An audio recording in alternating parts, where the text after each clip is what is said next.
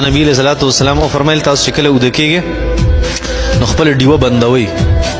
تاسو خپل ډیوه بندوي دي چونکه نقصانات ډیر زیاتی دا هغې د وجې پخوا خو نقصان د دې دا و چې نبي علیه الصلوۃ والسلام مبارک فرمایل چې کیدای شي فویسقه منګکوري ته وایي د فاسق نه دی فاسق چې ماحول خرابوي نو منګکوري ته هم فویسقه ځکه وایي چې ځای ځای نه ګوري او خپله کاروایي کوي روغ کتاب کټ کوي نو کیدای شي دا منګکوري راشي او د دې دا باطي ویسي او ستاسو کور ته دا کیدي او ستاسو کور اور والي نو دا یې نقصان و.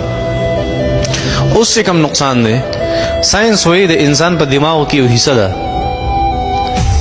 انسان چې کله تیاره شي او انسان آرام کوي